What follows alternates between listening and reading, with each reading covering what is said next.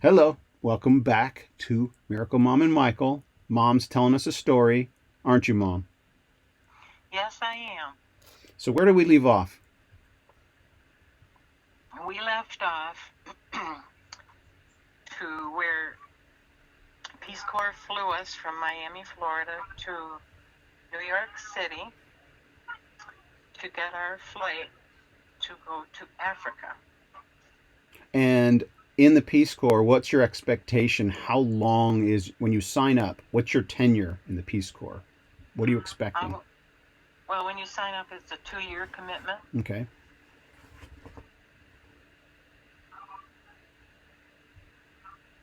And And I hear your cat in the background. once again, So they fly you from the 3 week stay with families in Florida, and they fly you to New York. And where do you fly to from New York? from New York, we flew directly to, I honestly don't remember if we had a stopover. I don't believe we did. We flew directly to a country called Dahomey, Dahomey. Mm-hmm. I don't think it's called that today. Anyway, it was right next to Togo. Okay. It was a country that bordered Togo on the coast. They flew us there because I believe at that time Togo did not have, an airport that would support that kind of aircraft Gotcha. that we flew in. So anyway, we went to the capital of Dahomey, and when we got there, we got off the plane and boarded. We boarded what are called lorries. It's like a school bus Mm-hmm. kind of a deal, Yeah. and then they drove us, on land to the capital of Togo. Gotcha. And what was your impression? Like, what did it feel like landing in Africa? Anything stick out to you? Memories?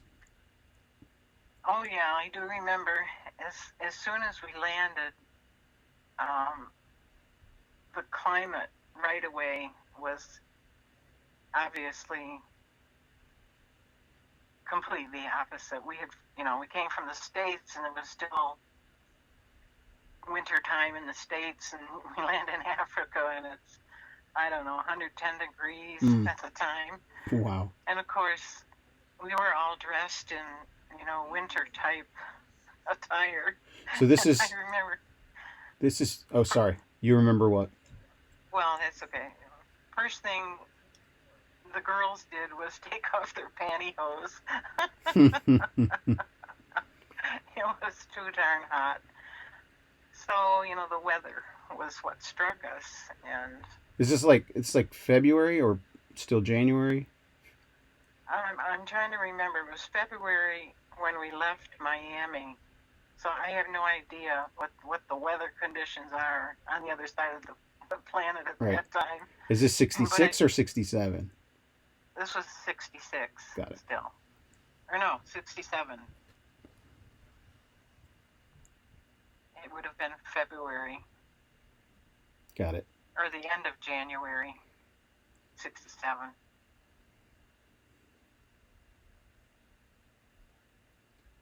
And then you get on the lorries, all of you, and they. How long was the drive to your final destination? Oh gosh, that was so long ago. It was a fairly long drive, at least a couple of hours. If I remember right, the capital in Dahomey was pretty close to the border of Togo Gotcha. there. But it was a few hours. And then, we got closer and closer, and as you got closer, you were on the coast. We drove along the ocean Oh. there. But and you start looking around, and oh my, the difference. It shocks your system in a way. Mm-hmm. the smells, the smells were not all that great. Hmm. Um, and you're just looking around and looking at all these people, and kind of in disbelief that this is really happening to you.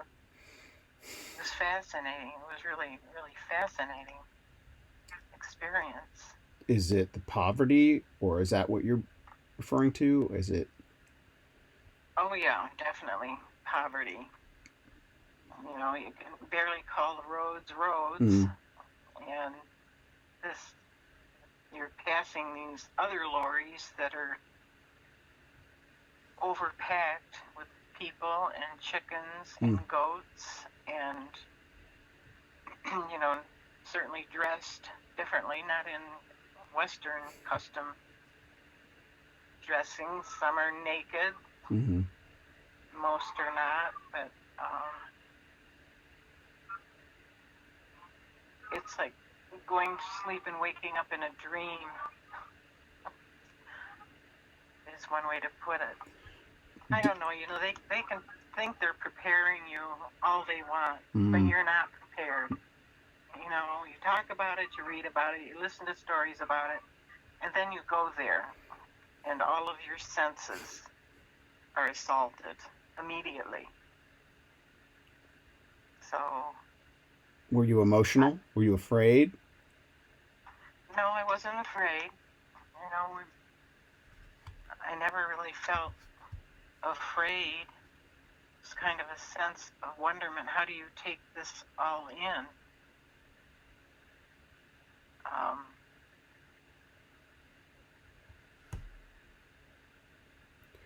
Shock, I suppose. It's a shock to your senses. Hmm. You know, when we were young, I mean, I was young, let's put it that way. There were volunteers who were older, but, and you know, I come from a small town in western New York State, Right. never been out of Dansville except to go to college. And there you are, you're plopped down in the middle of a culture that's completely foreign. I've always said every single high school student should be sent abroad for a period of a minimum of 1 year Hmm. and live in another culture before they graduate from high school. Hmm. And I still believe that. It hasn't happened, but I really believe that. It will change your life Mm-hmm. forever. Even for a few months, it should be Right. a part of everybody's experience. All right. Do you remember arriving at your, like, you have a compound where you all lived, or what was it? What was the deal? Now they had what's called a hostel. Mm. You've heard of those Yep. hostels. Yep. Well, they had one in the capital city for foreigners who are passing through, and so they put us up in the hostel. The plan was we were to stay there for, I believe it was at least 3 weeks to acclimate. You had to acclimate to the climate. Gotcha. That was one reason they kept us there, and we met. There was a Peace Corps building where they had their offices separate from the hostel, and we would go there. We were part of a health team. It was a combination of well diggers and a health team. A combination of And what? our well diggers, Oh, well some diggers. guys, yeah, to dig wells Got it. for water. Mm-hmm. And then our health team was the primary number of the group. And there was more business kinds of things we had to take care of at the Peace Corps office, and instructions and more information, you know. And that's where we got our assignments to what villages we were going to. You know, and they schooled us in more geography of the country. It's a very small country. Mm-hmm. It was 300 miles top to bottom and about 50 miles wide Mm. at its widest point. So kind of a sliver of Mm-hmm. a country there. So that's where we settled in Lomé. Now, did you go to the same village every day, or would you go to different villages all the time? We were assigned to a primary village. The team, they broke us up into, partners of a team. There were 3 members to each team. I was the nurse, and then I had 2, call them counterparts, the non-medical persons of the team. So there were 3 of us. Got it. In each team, and then they dispersed us, each team, to a different part of the country. Got it. We went to a village called Pottery, Padori, and our team was the one that went farthest north. We were probably only, I want to say maybe 30 miles from the border of the next country that bordered Togo on the north. So we were up there. Were you ever afraid?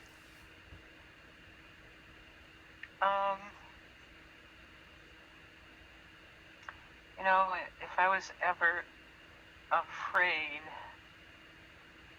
I don't remember being afraid. I was either very naive or That's probably better. should I have been afraid? I don't remember feeling afraid. Obviously, that's why they sent us on our way, not alone, but with other members of our group. Right. All right. I don't remember being afraid. Tell me about my dad. Okay. Well, I actually met your dad while we were still at the hostel in Lomé. Okay. Because the hostel turned out to be a place to congregate. Mm-hmm. Volunteers could congregate there easily. And he would come over. He'd come over with other volunteers that had already gone there, and that was how we cemented our security. We birds of a feather flock together, Mm-hmm. right? So, he had his house where he was living in Lomé at the time. But once we arrived, they would come over and we would all gather around and make new friends and share stories and do all that stuff. But that's where we actually met at the time. And at the time we met, he had his beard. And he stood out, from the whole group. Your dad was this, free spirit, sort of wannabe hippie kind of a character. And that attracted me to him. I liked that. I liked that he did not, he didn't go with the flow at all. And I saw that as a strength in a person, someone who, stood his ground. These are my beliefs. I'll listen to yours, but he was not a mainstreamer at all. And he played the guitar. And I'm going to stop you, Mom. oh, sure. This is getting way too interesting. Oh, okay. I'm not really going to stop you, but I'm going to stop this recording